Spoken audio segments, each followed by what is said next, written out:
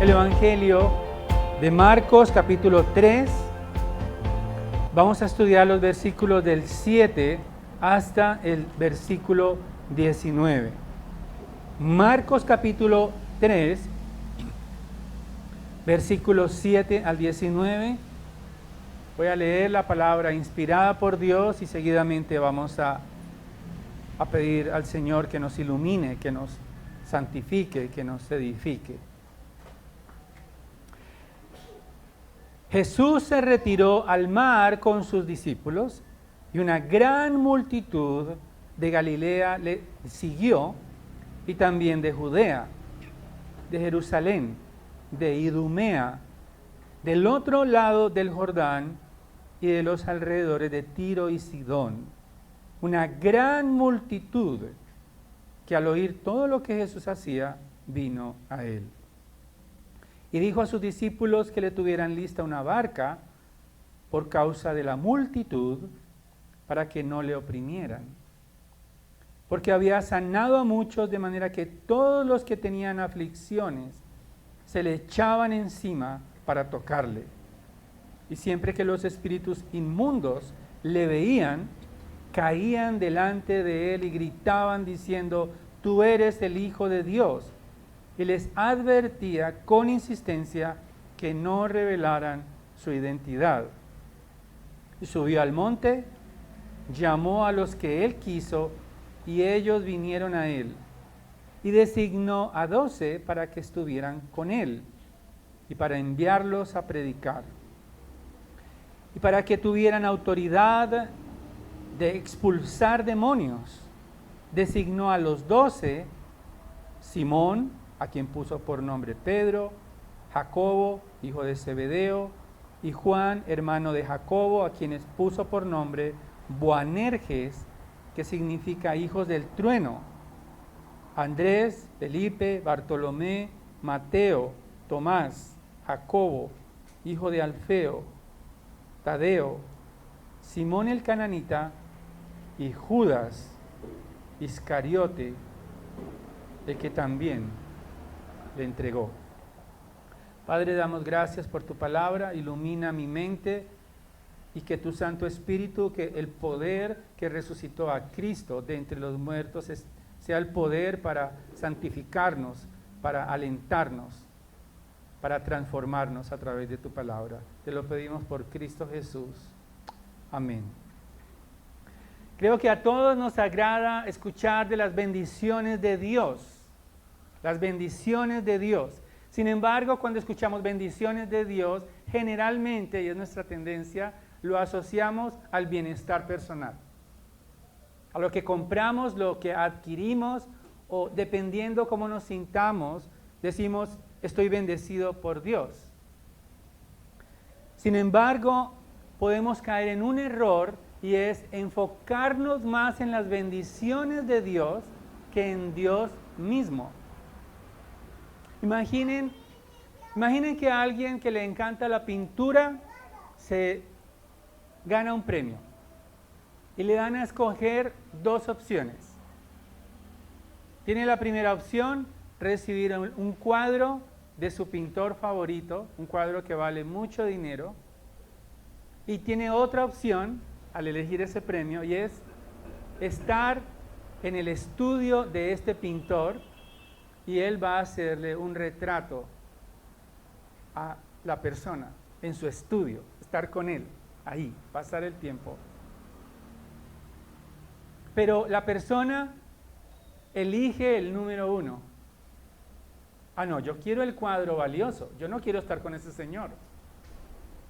Porque si me pinta el cuadro, yo no lo voy a poder vender. Imaginen eso. ¿Qué sentirían? Suena mal, no suena bien eso. Pero es lo mismo que corremos el riesgo nosotros de hacer. Enfocarnos en las bendiciones de Dios, pero no querer disfrutar de Cristo. No queremos a Cristo, queremos lo que Él nos puede dar. Ese es el riesgo Y no tiene sentido seguir a Cristo por obtener bendiciones de Cristo. Ahora, ¿Él es generoso con nosotros? Claro que sí. Sin embargo, no podemos perder de vista que Él es superior a las bendiciones que nos da, porque Él es la mayor riqueza que podemos tener. Y ese es mi mensaje en esta mañana, queridos hermanos. Jesús nos llamó y escogió para estar con Él y anunciarlo a un mundo afligido. Jesús nos llamó y nos escogió con nombre propio para estar con Él y para anunciar a Cristo a un mundo afligido. Voy a tratar de explicar este argumento a través del texto en 2 puntos. En primer lugar, veremos de los versículos 7 al 12, allí vemos claramente una división en el texto, que las multitudes buscan obtener algo de Jesús. Las multitudes buscan obtener algo de Jesús. Y en segundo lugar, de los versículos 13 al 19, las multitudes necesitan a Jesús. Las multitudes necesitan a Jesús. Entonces, en primer lugar, vemos las multitudes buscando obtener algo de Jesús. El Señor se dirige a Galilea, nos dice el versículo 7, con sus discípulos, y es tanta la popularidad del Señor que, como hemos visto, ya empezaron las fricciones con los fariseos. Ya los fariseos están cuestionando a Jesús, le tienen envidia por su popularidad. Ellos ya están pasando a un segundo plano y ahora están enfocados en el Señor, pero multitudes están detrás de Él. Y Marcos nos describe que hay una gran multitud, es mucha gente que está siguiendo al Señor de diferentes regiones. Dice que no solamente la gente de Galilea le seguía, sino de Jerusalén, es decir, de la capital, donde está el templo. Eso ya es significativo. Pero no solamente de Jerusalén, sino de Idumea, que era como una parte sur de Israel, Idumea, donde habitaban los descendientes de Esaú. También del otro lado del Jordán, lo que se denomina Perea, que era gobernada por Herodes Antipas. Pero hay una región también interesante, y es Tiro y Sidón, que están al norte. Estaban en un lugar llamado Fenicia. Y lo que quiere mostrarnos Marcos es que estas multitudes buscaban a Jesús afanosamente de todos los lugares. Habían caminado alrededor, algunos, los que venían de más lejos, venían caminando 150 kilómetros a pleno sol, solamente para ver a Jesús. Pero ellos venían porque estaban desesperados por las aflicciones.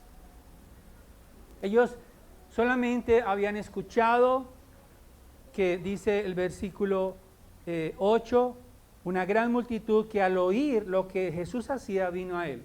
Ellos habían escuchado y eran tiempos donde no había redes sociales, no había celulares, no había comunicación por radio, nada.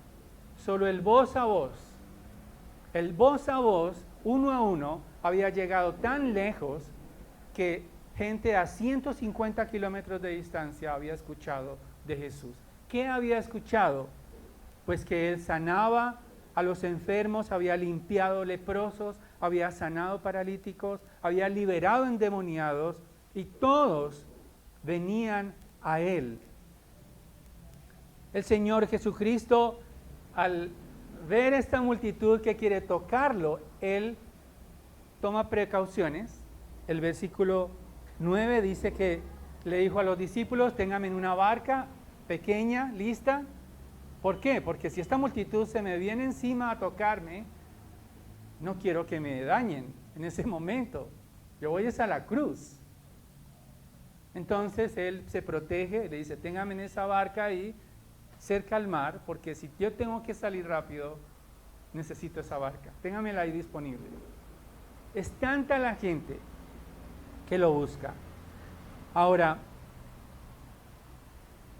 Versículo 10 nos dice que había sanado a muchos, de manera que todos los que tenían aflicciones se le echaban literalmente encima para tocarle. Ahora, la palabra aflicciones allí en el idioma original es la misma palabra, o en algunas de sus Biblias dice por diferentes azotes. Esta gente estaba azotada. Es como si sufrían tanto que es como si les estuvieran dando látigos. Las aflicciones que ellos sufrían por enfermedades, por dolencias. Pero veían a Jesús como la única solución. Es como, imaginen una sala de urgencias en medio de un problema grande de salud, la gente haciendo fila para que lo atiendan. Más o menos esa era, imaginen esa situación. La romería de gente necesitada, gritando, queriendo entrar para atención. Pero Jesús es el único que los puede ayudar. Sin embargo, hay algo que tenemos que notar, y es que a estas personas, a pesar de que el Señor les amaba, que el Señor les sanaba a muchos, ellos no les interesaban las palabras de Jesús. No les interesaba el mensaje de Jesús. Ahora, no es pecaminoso pedir por nuestras dolencias físicas, porque el Señor nos ha dado cuerpos que son buenos en gran manera, dice en Génesis. Él nos hizo a su imagen y semejanza. Es decir, el mundo material no es nocivo para nosotros, es bueno. Todo lo material es bueno. Sin embargo, el problema ¿cuál es? Cuando lo material, lo físico, el bienestar físico está por encima de Cristo. Las bendiciones de Cristo, como estas multitudes, por encima de las palabras de Cristo. Recordemos que el Señor Jesucristo le dice en el capítulo 1, versículo 38, vamos a otro lugar, a los pueblos vecinos, para que predique también allí, porque para eso he venido. El Señor Jesucristo vino a predicar y a proclamar salvación. Pero estas multitudes no quieren el mensaje. Estas multitudes quieren una solución a sus problemas. Quieren el bienestar físico. El Señor se los da, pero desechan su palabra. Pero no solamente eso, sino que dice el versículo 11 que había espíritus inmundos, le veían y caían delante de él gritando, tú eres el Hijo de Dios. Los demonios eran espíritus impuros que sabían quién era Jesús. Podían decir con claridad que él era el Hijo de Dios. En otras palabras, estos demonios tenían buena teología. Eran teólogos. Eran precisos en su teología, pero no se acercaban, no anunciaban a Cristo para adorarlo, sino para atacarlo. Por eso él, dice el versículo 12, les advertía con autoridad que no revelaran su autoridad. El Señor Jesús no necesitaba que espíritus impuros proclamaran su gloria, porque él necesitaba ir primero a la cruz para que fuera proclamado el Evangelio por su iglesia. Él no necesitaba demonios que le hicieran propaganda, que le hicieran marketing, porque estos demonios impuros no querían adorarlo. Tenemos que tener cuidado con eso, queridos, porque podemos articular con precisión la teología, pero no querer adorar a Cristo. Podemos ser muy precisos en nuestra teología, muy concretos, pero no nos llama la atención obedecer a Cristo. Podemos saber lo que muchos teólogos dicen. Podemos leer todos los comentarios acerca de Cristo, leer a los puritanos, leer toda la sana doctrina, pero si no adoramos a Cristo, probablemente esa teología es solo un adorno para nosotros, para sentirnos superiores a otros, con una teología que no nos llama a la adoración de Cristo. No solamente las multitudes que vemos aquí, que vienen de todos estos lugares ya mencionados por Marcos, buscan a Jesús para obtener algo de Él. Necesitamos examinar nuestros corazones. ¿Por qué seguimos a Jesús? ¿Qué nos llama la atención de Jesucristo? Si nos llama la atención una vida mejor en esta tierra, si solamente queremos usarlo a Él para sentir que nuestras conciencias están bien, o queremos adorar sinceramente a Cristo.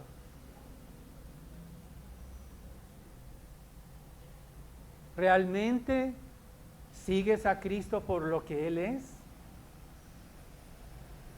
¿O sigues a Cristo para que te dé algo más que estás buscando?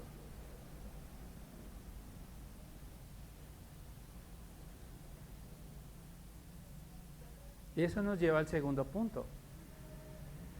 Entonces hemos visto cómo es que fuimos llamados nosotros, los creyentes, no solamente para ser escogidos por Dios, para jactarnos de nuestra salvación, sino para estar con Cristo y para también anunciarlo a un mundo afligido. Eso nos lleva entonces a que las multitudes necesitan a Jesús. Las multitudes no necesitan más sanidades, aunque entendemos que están sufriendo. Entendemos que el dolor nos duele cuando las personas sufren aflicciones, como látigos. Pero las multitudes y este mundo necesitan a Jesús. Y el Señor entonces, cuando ve toda esa multitud, dice el versículo 13, a partir del versículo 13, Él sube al monte y llama a los que Él quiso y ellos vinieron a Él. En otras palabras, el Señor parece que tiene en mente cuál es la verdadera solución de estas multitudes. Él llama a sus apóstoles. Sin embargo, tenemos que ver la Biblia como toda una historia completa, porque cuando el Señor sube al monte tenemos que recordar Éxodo en el Sinaí, cuando su pueblo es convocado alrededor del monte Sinaí. El pueblo de Dios es llamado de Egipto y tiene una cita con Dios en el monte. Entonces, parece ser que el Señor Jesucristo, o Marcos, nos está describiendo que un nuevo pueblo de Dios está siendo conformado por medio de estos 12 apóstoles. Él los llama y es muy interesante porque el versículo 14 nos dice que designó a 12, ¿para qué?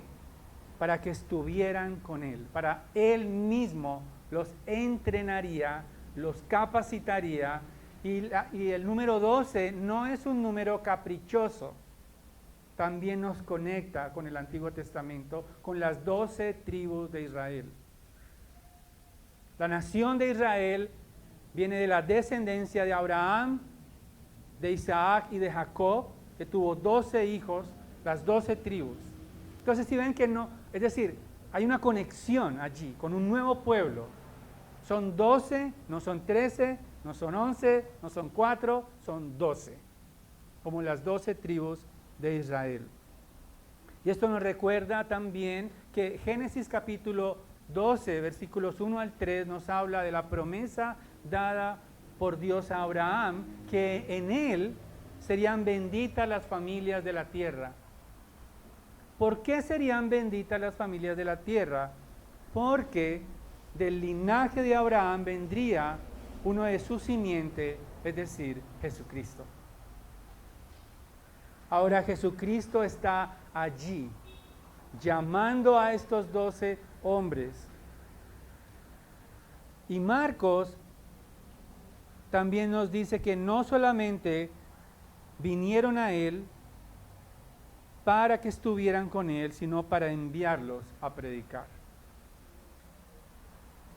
Las multitudes necesitaban escuchar el mensaje del Evangelio. Recordemos que Marcos está escribiendo su Evangelio años después de que Jesucristo retornó al cielo, después de la resurrección. Él está describiendo como el momento crucial en que un nuevo pueblo comenzó. Y ese nuevo pueblo es la iglesia. Y la iglesia comienza con los apóstoles de Cristo. Para Marcos es muy interesante porque él empieza a describirlos. No solamente el Señor los llama para estar con Él, para enviarlos a predicar, sino que les da autoridad sobre los demonios. Versículo 15. Y para que tuvieran autoridad para expulsar demonios. En otras palabras, el Señor Jesucristo tiene la autoridad completa para escoger a su pueblo, para capacitar a su pueblo y para darle autoridad a su pueblo. Los apóstoles son los representantes del reino de Dios. Son comisionados para proclamar a las multitudes quién es Jesús. El versículo 16 nos dice, hay varias listas de los apóstoles, pero hay algo que tienen en común, y es que Pedro siempre está de primero en las listas de los apóstoles y Judas siempre está de último. Pedro está de primero porque él tiene como ese liderazgo, ¿no? Recordemos que en Hechos capítulo 2, después de Pentecostés, les dicen que están ebrios, que están borrachos, y él es el que toma la vocería para predicar el primer sermón con autoridad apostólica. Y ahí comienza el pueblo de Dios a surgir, a crecer. Con ese primer sermón, muchos, miles, se añaden a la iglesia y comienza el nuevo pueblo de Dios. Es interesante porque si recordamos los sermones anteriores, el Señor había llamado a Leví, que es el mismo Mateo, que era recaudador de impuestos, y hay un nombre, Simón el Cananita, que era contrario, o sea, él odiaba, en algunas versiones se le llama Simón el Celote, o sea, era alguien muy celoso de Israel, y él, si no fuera por el Señor Jesucristo, no podía ni siquiera tomarse un tinto con Mateo, porque él era recaudador de impuestos. Pero ahora están juntos, diversos hombres. Ahora, no todos eran ¿cómo decimos nosotros? Tan tiernos. No todos eran una ternurita, como dicen las señoras, no. Había dos de ellos, dice Juan, Jacobo y Juan, hijos de Zebedeo, a quienes puso por nombre Boanerges, que significa hijos del trueno. Imagínense, no sabemos si era que hablaban duro, no sabíamos si tenían pretensiones, pero ese sobrenombre tenía que ver con su personalidad. Entonces imagínense, tenemos hijos del trueno, tenemos publicanos, tenemos celosos de la ley, tenemos también diversos hombres, pero están unidos. estos hombres? ¿Qué tienen en común? Que están con Cristo. Las iglesias no están cortadas con la misma tijera. Las iglesias no son una producción en serie donde todo el mundo debe andar igual, donde todos debemos hablar igual, donde todas las personalidades son iguales. No, somos diversos. Sin embargo, es Cristo el que nos da la unidad, nos da la identidad en Él. Para soportarnos unos a otros, para amarnos unos a otros, para consolarnos unos a otros, para edificarnos unos a otros, pero sobre todo para que como un pueblo unido podamos también proclamar a Cristo de manera unida también. Ahora, ¿cómo podemos hacer eso? ¿Cómo podemos hablar y dar testimonio a un mundo que solamente busca algo de Jesús? Necesitamos recordar, versículo 19, que Judas Iscariote entregó al Señor por nosotros.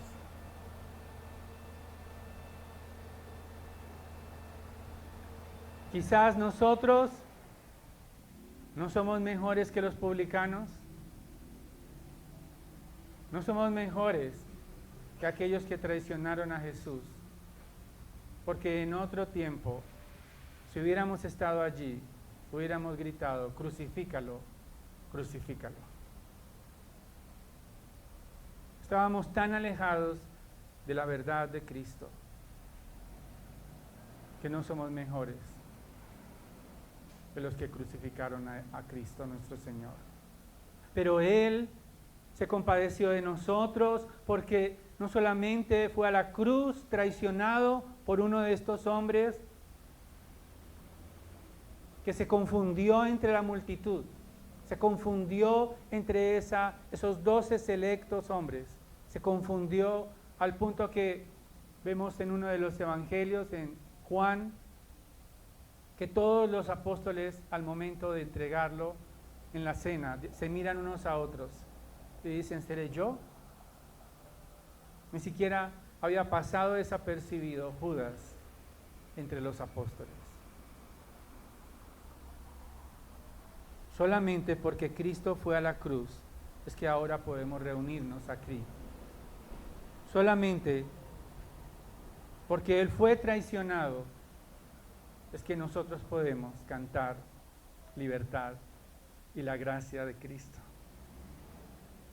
Es solamente por su amor que podemos nosotros acercarnos al Rey. El apóstol Pedro, en su primera carta, vemos, no solamente es primero en esa lista, sino que también es aquel que ha dado todo el material a Marcos para escribir su evangelio.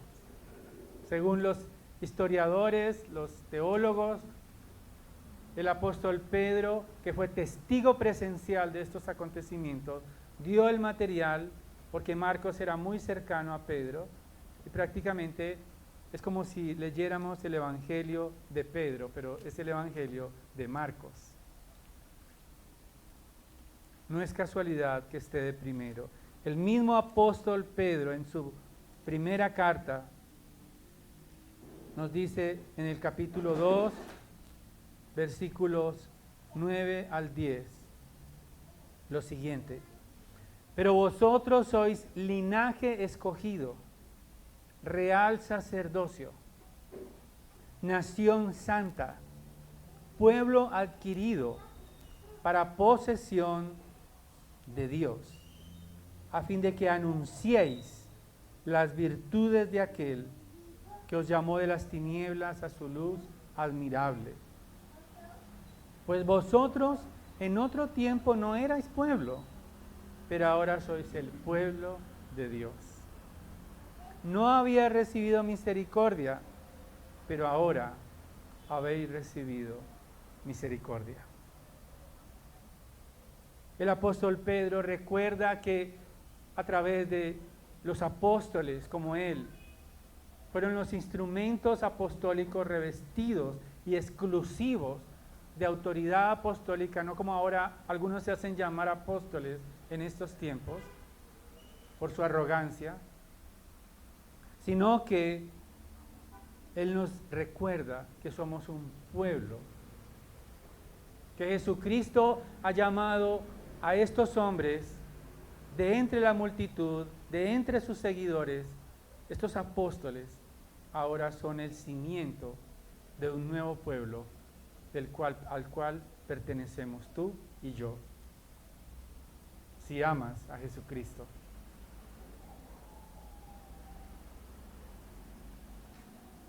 Y quiero terminar nuevamente con algunas preguntas que no necesitan responderme a mí, necesitan responderse a sí mismos y respondérselas a Dios, porque esto que estamos hablando es muy solemne, es muy serio, tiene que ver con la vida eterna. No podemos jugar por las razones que seguimos a Cristo. ¿Sigues a Jesús? ¿Quieres seguir a nuestro Señor para tener comunión con Él realmente? ¿O quieres algo de Él? ¿Realmente te llama la atención, en sinceridad, estar con Cristo? ¿Meditar en su palabra? ¿Realmente la palabra de Dios te apasiona o te parece algo un poco rutinario?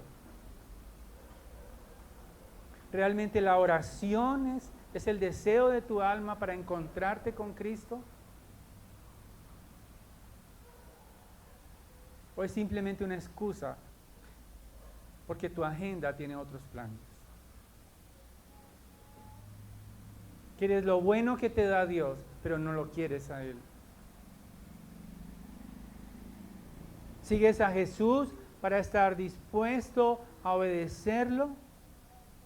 ¿Estás dispuesto a ver la palabra de Dios como autoritativa para tu vida? O quizás de pronto, si pudieras tener una tijera, quitarías algunos mandamientos que te incomodan.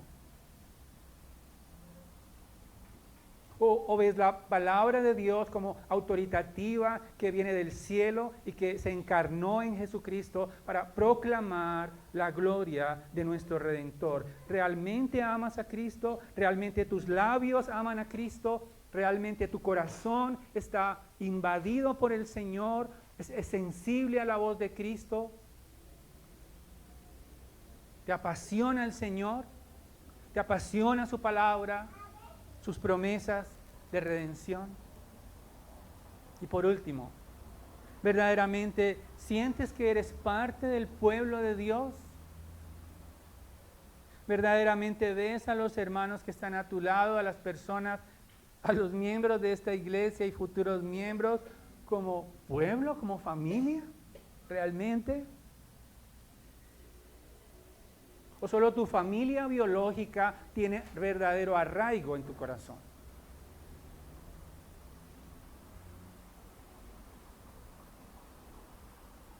Es muy importante, hermanos, reflexionar en estas preguntas.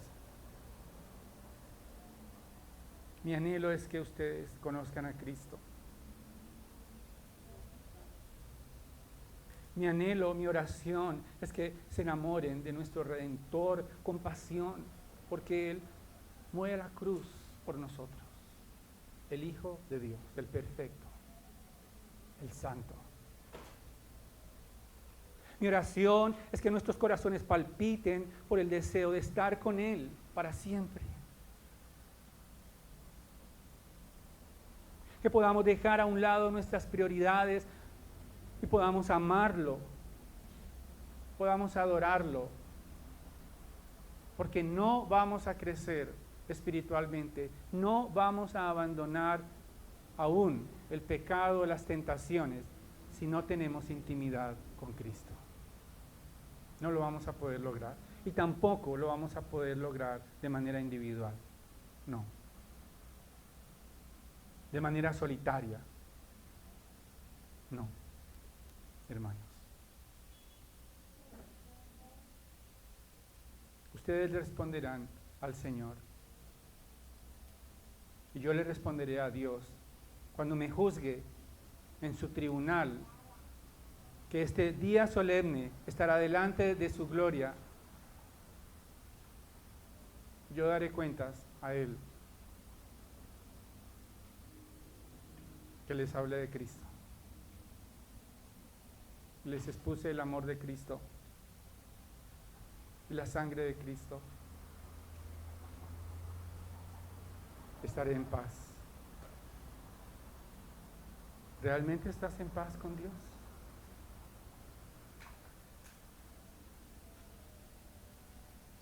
Meditemos por un momento antes de orar en estas preguntas.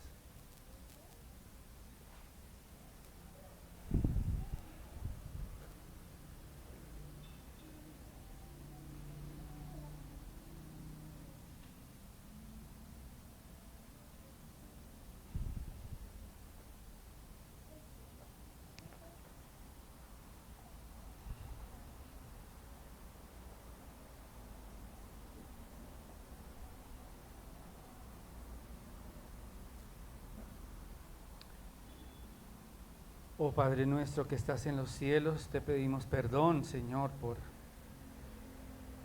muchas veces nos vemos tentados a buscarte en oración para pedir cosas y usarte, Señor, para nuestro bienestar únicamente. Perdónanos, Padre, porque aún queremos anhelar este mundo. Ayúdanos, Señor, para que las bendiciones que nos has dado no sean el estorbo para pasar tiempo contigo. Que las riquezas de la gloria, de la majestad que compraste a precio de sangre para nosotros, no sean simplemente un desecho para nosotros por buscar las cosas materiales, las cosas físicas, las cosas que nos puedes dar, el bienestar, la reputación, el éxito, todo lo que este mundo ofrece, Señor, también a los pecadores. Ayúdanos, Señor, para que como cantábamos, aún en la aflicción, aún en la tristeza, aún en el dolor, podamos mirar a ti, a Cristo, nuestro Redentor precioso y perfecto, para amarte y para anhelar estar contigo en una eternidad. Gracias por tu pueblo, por tu iglesia, y porque solo tu Espíritu puede convencer de pecado, de justicia, de juicio nuestros corazones indolentes, y solo la gracia de tu amor puede restaurarnos y darnos vida eterna, gozo y redención. Gracias por tu Hijo precioso, Señor. Gracias por mis hermanos. Gracias porque tú los has traído a este lugar con gozo en sus almas. Gracias porque te pido que al terminar la comunión, cuando regresen a sus hogares, a sus empleos, a sus trabajos, a sus familias, puedan recordar que son el resplandor de tu gloria y que son la sal y luz de este mundo, de esta tierra, para que puedan adorarte y puedan disfrutar de la comunión contigo. Te lo pedimos y te lo imploramos por los méritos de Cristo Jesús. Amén.